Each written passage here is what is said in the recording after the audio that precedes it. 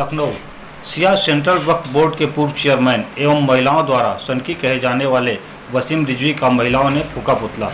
राजधानी के पुराने लखनऊ के थाना शहादतगंज अंतर्गत दयानुद्दौला करबला में 28 रजब को हुई थी सालाना मजलिस के बाद वसीम के पोस्टर फूंकने वाली महिलाओं ने कहा कि सनकी वसीम रिजवी ने कुरान करीम की बेइज्जती की है। महिलाओं ने कहा कि जो अपने ही मजहब का नहीं हुआ वो किसी और का क्या होगा। महिलाओं ने न्यायपालिका से अपील की है कि ऐसे व्यक्ति की बात को नज़रअंदाज कर दिया जाए। महिलाओं ने सरकार से अपील की वसीम रिजवी के खिलाफ कोई कानूनी कार्रवाई होनी चाहिए। महिलाओं का आरोप है कि मजहब के नाम पर दंगा भड़काने की साजिश रच रहा है वसीम। महिलाओं ने कहा कि सत्ताधारियों ने सरकारी जांच से बचने के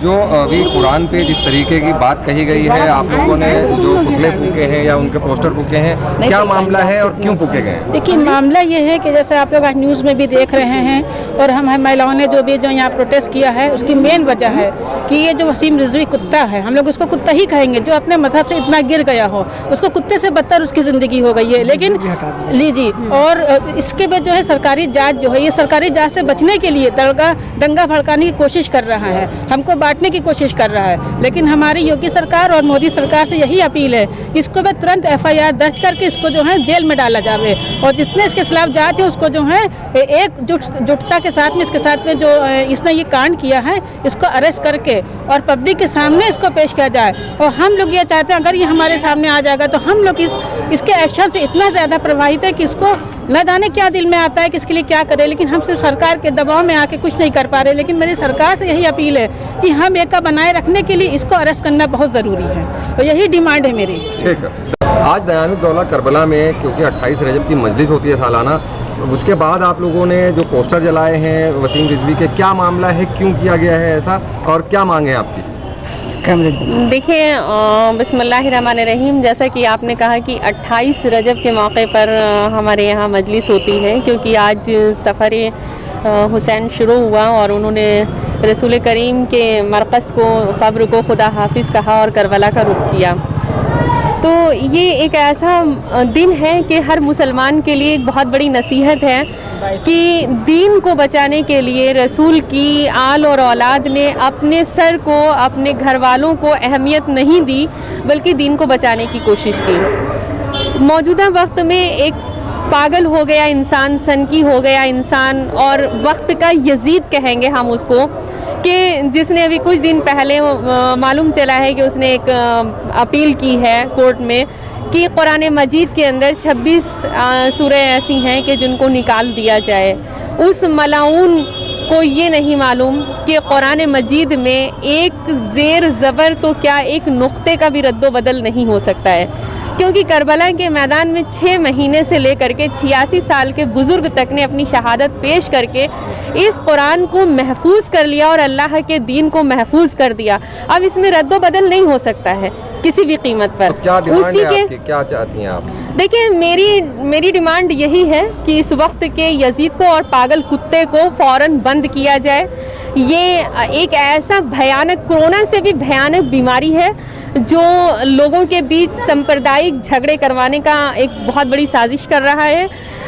इलेक्शन करीब है और ये शिया और सुन्नी और हिंदू और मुस्लिम जैसी स्थितियां लाने वाला है देश में, क्योंकि एक इंसान जो दीन इस्लाम में पैदा हुआ हो और अपने ही मज़हब के लिए ऐसी बातें करे तो इससे पता चलता है कि ये एक बहुत बड़ा गुनहगार है और अपने गुनाहों से बचने के लिए ये कुछ ऐसी बातें कर रहा है कि जिससे इसको बचाया जा सके। क्या डिमांड है सरकार से आपकी या न्यायपालिका से? मेरी डिमांड यही है कि सड़क पे जब आवारा कुत्ते टहलते हैं तो उन्हें बंद किया जाता है आवाम को बचाने के लिए, और प्रधानमंत्री मुख्यमंत्री से मेरी ख्वाहिश है, न्यायपालिका से मेरी अपील है कि ऐसे आवारा कुत्ते को बड़ी से बड़ी सज़ा दे के और बहुत घिनौनी जंजीर में इसको बंद किया जाए और इसे फौरन सज़ा दी जाए।